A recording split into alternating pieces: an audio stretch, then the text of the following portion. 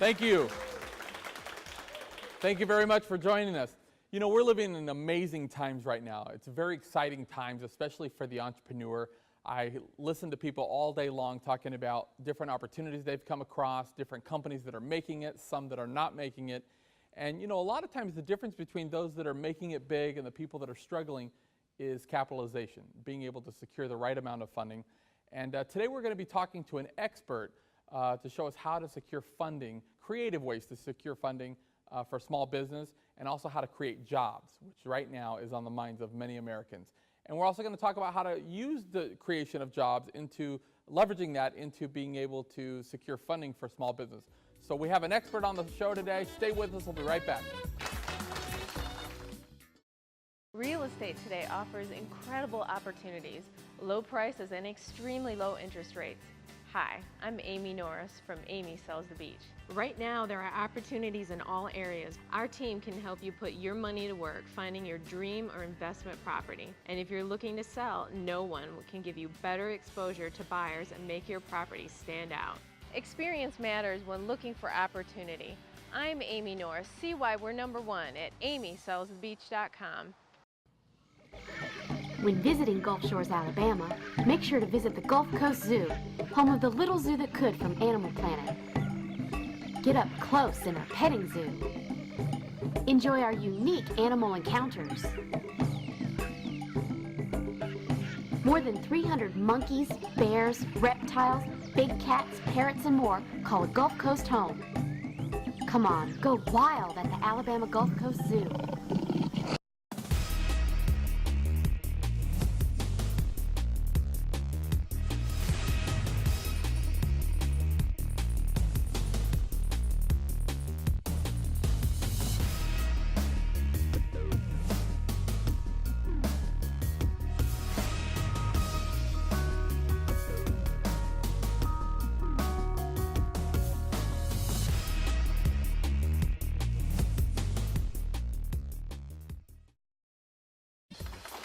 Thank you.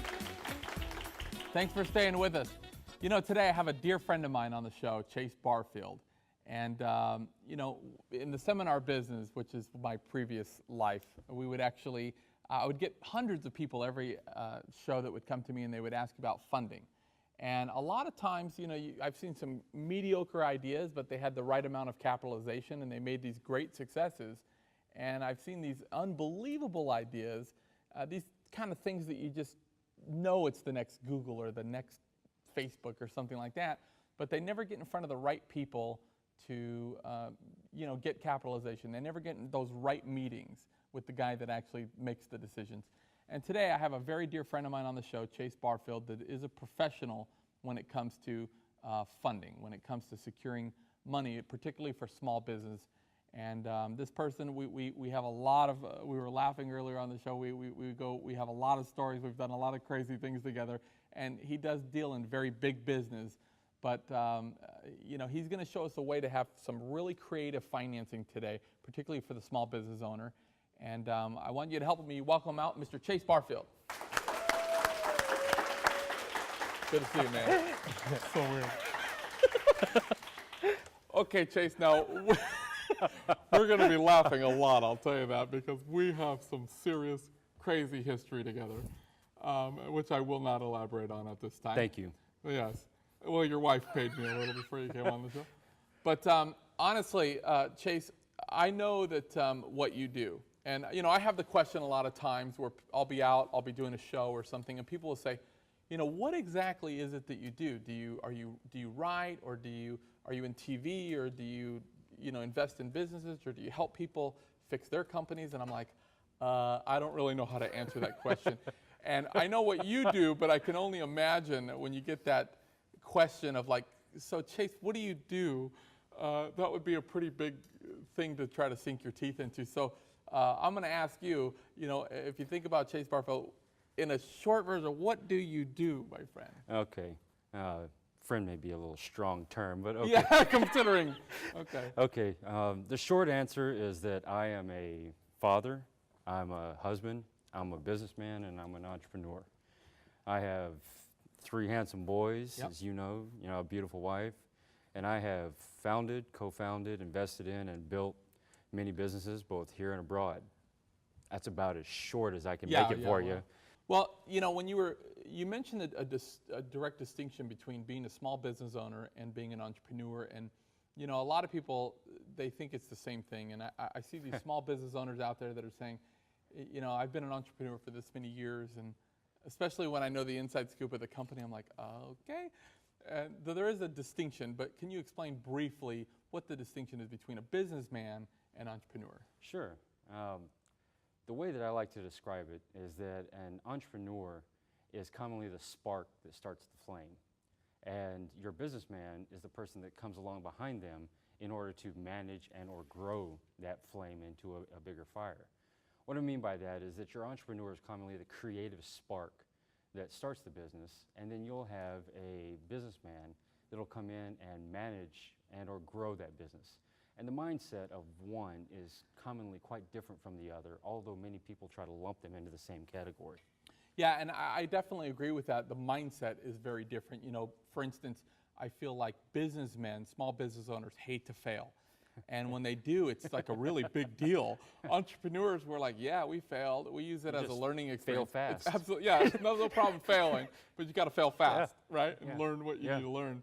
And I think also the way that they assess risk. You know, businessman, a lot of times, small business owners will really want that perfect scenario where the stars line up, and man, if this really lines up this way, I'll take some kind of. Entrepreneurs are like, what's the ratio? 80% likely, 20% risk? Done. I'm in. Yeah. And so generally we're in really quick or we're out really quick. We don't want to waste time, and we want to get right to it, right? That's exactly right. So now, there's a lot of sizzle and excitement, whereas others seems more structured also. So I kind of feel like the entrepreneurs, sometimes to their detriment, they suffer from the grass is greener syndrome. Yeah. So a lot of these people are so creative. They're creative to the point of their demise because they literally have multi-million-dollar ideas. And there's probably a lot of viewers out there right now that are cursed with this, that they're so creative. They have multi-million-dollar ideas, and legitimately overnight they'll be like, oh, I know how to make, I just figured out $10 million. And it's this crazy, just elaborate like that right thing. there. Yep. And they got it. But they'll usually bring it into like the 10% phase. They'll bring it to 10% fruition, and then they're like, yeah, I'm bored. Let's focus on this other thing. That over there is greener right over there. Yeah, so we got to bring in the crew to actually work the plan and bring it home for us, right? Now, I know you work on a lot of different projects, and currently right now, what is the name of the big thing you're working on, or the company that you're really putting the hours into right now? What are you doing? Okay, well, as you know, I have multiple different businesses, but the one that I have the most focus on and one that I am helping the entrepreneurs with is called Citadel International. Yeah, Citadel International. Yep. And what exactly does Citadel International do? We synchronize resources on a global economy. We synchronize resources on a global economy. That's right. That's exactly what we do. And in human terms, what does Citadel do? Well, you know, I'm a naturally gifted nexus, and what that means is nexus is like the center point, and I'm connected with. I'm about 1 to 2 degrees of separation from some of the most gifted and talented people on Earth. Yeah. So you know, whenever you combine that sort of networking with all of the experience that I have. You combine that together with my partners, Dr. Troy Major and Renee Marble, we have a rather substantial sphere of influence that we can leverage on behalf of our, clients, and we're able to represent, promote, and market them better. And that, that's what Citadel International does, as long as the client meets our list of requirements. Well, I'm glad you mentioned requirements, because I want to talk about that after the break. I know that you do have requirements before you'll take on people, help people secure funding. So stick with us. We're going to be right back. Don't go anywhere. You're going to want to stay around. Real estate today offers incredible opportunities, low prices, and extremely low interest rates. Hi, I'm Amy Norris from Amy Sells the Beach. Right now, there are opportunities in all areas. Our team can help you put your money to work finding your dream or investment property. And if you're looking to sell, no one can give you better exposure to buyers and make your property stand out. Experience matters when looking for opportunity. I'm Amy Norris. See why we're #1 at amysellsthebeach.com. When visiting Gulf Shores, Alabama, make sure to visit the Gulf Coast Zoo, home of the little zoo that could from Animal Planet. Get up close in our petting zoo. Enjoy our unique animal encounters.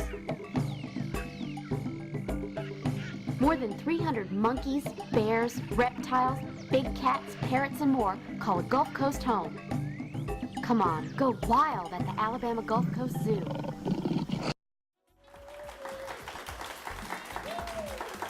Thank you. Thank you. You caught me chewing some ice. We were talking with Chase Barfield. Chase is a professional when it comes to helping people get secure funding for business. And, you know, I have so many stories of people coming to us for funding. It's mind-boggling. And I know a lot of venture capitalists and angel investors have certain things they do to kind of weed out the pile, to really get to the people that are serious business people. Do you have requirements of different things that you look for before you'll accept a client? Well, yeah. I mean, all businesses have requirements for clients. Yeah. Most people don't go out and actually define what they are, but all businesses have requirements for clients, whether or not you believe you do or not. Yeah. I look for 6-foot blondes. Well, no, my wife. I'm not talking about spouses. No, but, you yeah, know, sure. In business, if you have a pool maintenance guy, his requirement is going to be that you got to have a pool. You know, if you're an automobile mechanic, your requirement is some kind of combustible engine version of transportation. Yeah. And even on this show, you have a certain list of requirements before somebody comes on the show. Well, we did, but I was going to say, you know, after accepting me on here, you need to re-examine those requirements. Reevaluating the whole. You have to reevaluate the whole thing, yeah. You know. However, for Citadel International specifically, the requirements that we look at is that they have to utilize EB-5 in some form or fashion. They are commonly tied to real estate and or manufacturing. You know, they have some kind of special sauce. Yeah. And what I mean by that is that they have to have some kind of intellectual property, highly proficient team, you know, some kind of uniqueness or unfair advantage. Okay. You know, and they also have to have the resources to be able to secure our company as well as any other talent that we need to bring in. Yeah, we used to joke about that. You know, we would we would do these seminars and we would talk about this, and I know that we traveled together quite a bit, and you know, we would always joke about stapled papers, because we would get these guys that would come up, we wouldn't even know who they were, and they would say, look, I'm a straight shooter, and they would slap down these papers and they would say, I need $7 million, or I need $120 million, or whatever. And we would be like, okay, and who are you again? And what they'd have is like 7 pieces of paper stapled. Yeah. No business plan, no, you know, executive summary. It was like, and so I'd look at the coffee spill from the can, and I would be like, listen, stapled papers is never going to get you $7 million or $20 million.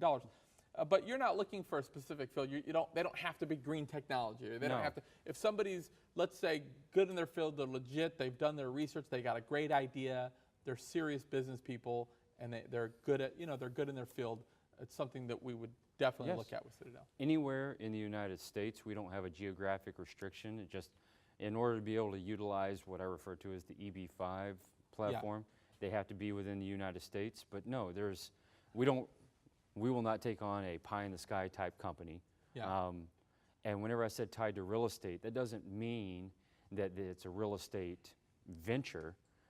If they have their own, you know, if they own their own building or plan on owning their own building. And that's just simply because some of the preferences that are utilized within the EB-5 platform is they like real estate or manufacturing. Now, you've mentioned that a couple times, and I presume you're talking about the USCIS EB-5, and I'm familiar with that. But again, you're talking crazy. So for real basics, what is the EB-5 program? Okay. USCIS. It's going to get interesting, by the way. It's going to get interesting. The USCIS EB-5 program, USCIS is United States Citizenship and Immigration Service. EB-5 means nothing more elaborate than employment-based fifth preference. And to come back to human speak, as Dan keeps saying, in the 1990s, the Congress set up a program called EB-5 through USCIS. Essentially what that is it utilizes international or foreign investment to be invested into U.S. businesses in order to create jobs, and the international investor actually gets a permanent green card in exchange. So essentially, you're bringing in people with means that are going to help bolster the country, build business, and create more jobs. Yeah, and I believe it was, wasn't it something like, we'll get into this a little bit, but it was like $1 million. You had to create X amount of jobs that we'll talk about. But basically what we're saying is there's a way to get funding, in a nutshell, if we're willing to create jobs for people, you know, bringing in foreigners to be able to work here in the U.S. Yeah, I mean, the rules are fairly simple, but trying to operate within those rules can be complex. All right, now talking about the EB-5, elaborate a little bit more on exactly how to take advantage of this. Okay, well, let me first cover some of the basic rules of EB-5. And actually, you might even start some of the basic rules of the necessities that people would have to start a business plan. You know, we talked about the stapled papers. Yeah. And well, you know, it's interesting because whenever someone comes to us, we go through an evaluation process. Right. And we have to evaluate, are they legit? You know, I remember one time whenever we were on a trip, you actually had someone come up to us and want to pitch on colonizing Mars. Yeah, that's like a true story. They're building a spaceship on Mars.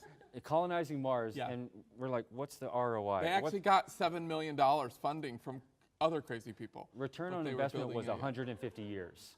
Okay? Yeah. When's our ROI? In 150 years, we'll pay you back the money. Yeah, we'll pay you back the money. And then she tried to press us, are you in or are you out? Yeah, are you in? Right now I said, 150-year payback? I'm out. Oh, yeah. Yeah, I remember. Way out. That's true. Just like you. You're way out. Yeah. You know, so they have to have some kind of expertise within the area that they're in. They can't come with what I call pie in the sky. You know, some people call it blue sky. You know, where they want to try to fulfill their life's mission, and they have no thought about profit in it. So they have to have some kind of stable or substantial arrangement from the business where they actually operate. And particularly today, we're talking about being able to create jobs to bring people over here from other countries to have jobs, and using that leverage to be able to create funding. That's for small right. business. That is correct. So if somebody's saying, I definitely, you know, can create some jobs, and that's what I want to do, and so they'll give me $1 million if I can actually prove that I'm putting all of that money into business, and I'm going to create 10 jobs for 2 years, which, in my opinion, for funding, that's a pretty easy feat to create 10 jobs for 2 years. Then it's a definite possibility they can receive funding. Yes, that's correct. Okay. That is correct. Well, look, stick with us. We're going to be right back more with Chase Barfield. We're going to learn how to get that funding, how to start our business. We'll be right back. Don't go nowhere. Real estate today offers incredible opportunities, low prices, and extremely low interest rates. Hi, I'm Amy Norris from Amy Sells the Beach. Right now, there are opportunities in all areas. Our team can help you put your money to work finding your dream or investment property. And if you're looking to sell, no one can give you better exposure to buyers and make your property stand out. Experience matters when looking for opportunity. I'm Amy Norris. See why we're #1 at amysellsthebeach.com. When visiting Gulf Shores, Alabama, make sure to visit the Gulf Coast Zoo, home of the little zoo that could from Animal Planet. Get up close in our petting zoo. Enjoy our unique animal encounters. More than 300 monkeys, bears, reptiles, big cats, parrots, and more call a Gulf Coast home. Come on, go wild at the Alabama Gulf Coast Zoo. Thank you. Thanks for sticking with us. I'm here with Chase Barfield, and we've been discussing how to get funding for small business, and we've been discussing particularly the EB-5 program, which is actually being able to create jobs here in the U.S. and for people that are living in foreign countries, and to be able to leverage those jobs to be able to secure funding. Now, I know there might be a lot of people out there, Chase, that are saying, you know, I'm needing funding, and I've been on that road for years. I've you know, talked to everybody, I've meeting after meeting. How realistic is this EB-5 program? I mean, is it really helping people secure funding? Yeah, that's a good question, Dan. And the answer is yes. It is helping many investors. They allot up to 10,000, or many businesses, excuse me. They allow up to 10,000 permanent green cards per year to be able to go into this. And there's, if you ever want to look it up, you can look up one. It's called J-Peak. It's raised $600 million through this. Right. The state of Vermont actually uses it.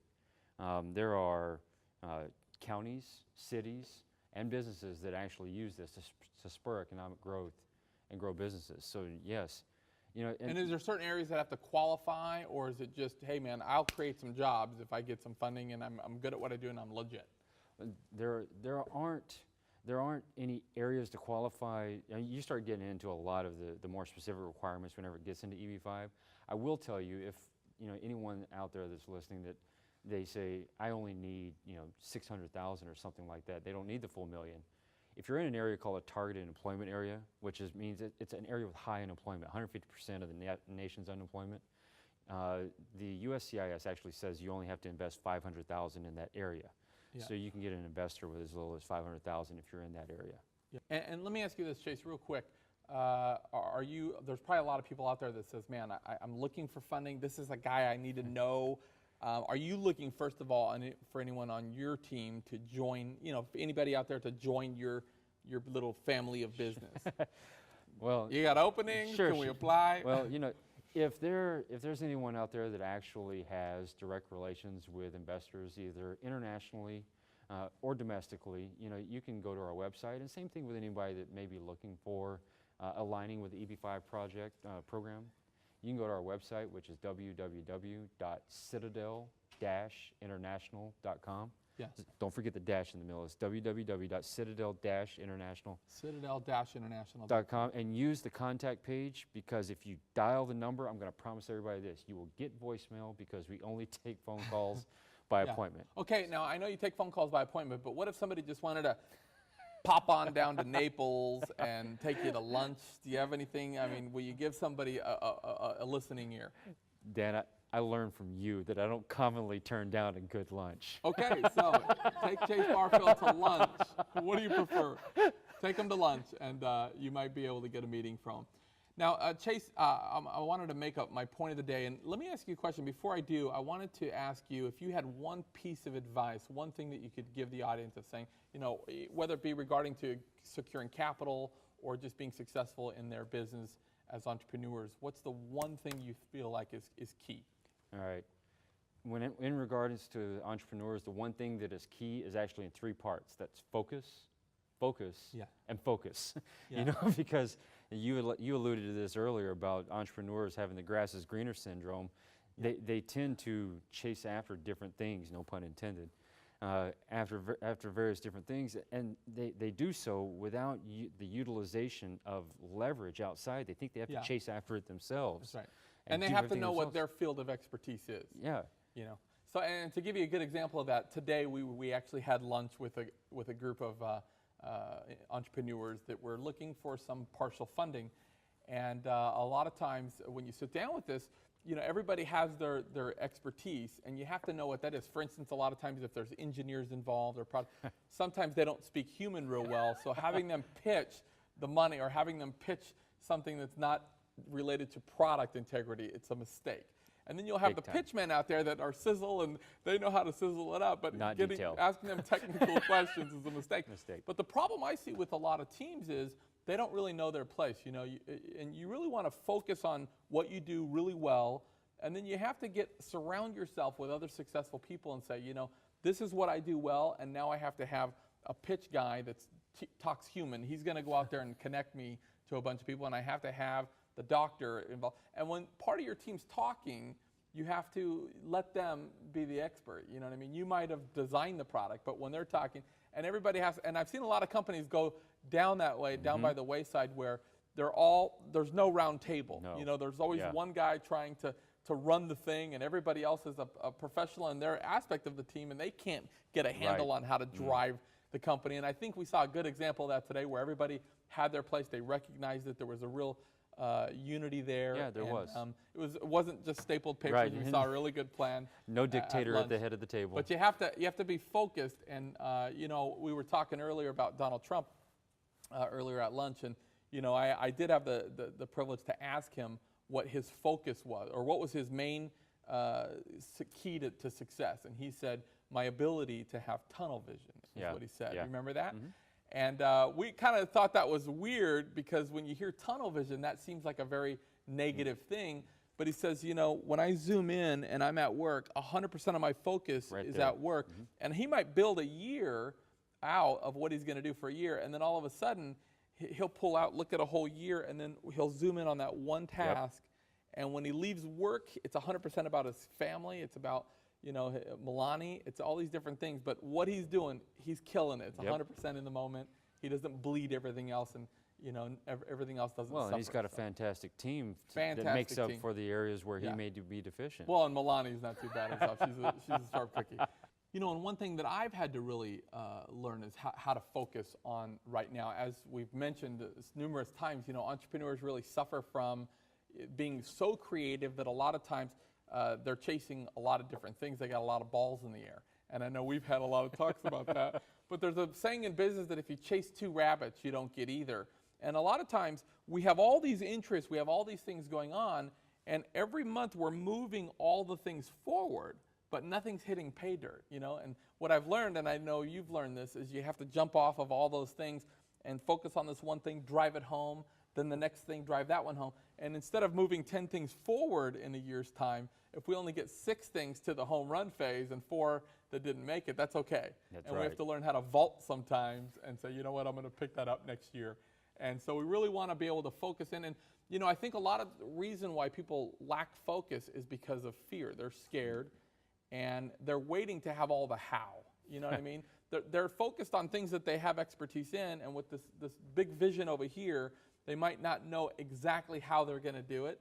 So they'll get involved with it, but they don't fully put their focus on that. And what I have to tell you about that is you're never going to have all your how. You can't wait to have all the how you're going to do it. Once you have a great vision and you know what you want to do, don't wait around to collect the how, because by the time you go out there and you gather all the how you're going to do it, the world has changed so much, marketing's changed so much, the how's not even applicable anymore, and you need a new how. So what you have to do is get that vision, know what you want, get out there, and get in the trenches, start moving forward. Believe me, the how will come, and the focus will be there. So we appreciate, that's our show tonight. And we appreciate Chase Barfield for being here. Now, again, Chase, one more time, if people want to get a hold of you or take you to lunch, buy you a burrito, how do we do that? You go to www.citadel-international.com. Don't forget the dash. Don't forget the dash. Thanks, guys. That's our show. Remember to get involved in your local communities and be forgiving of others. Thank you very much.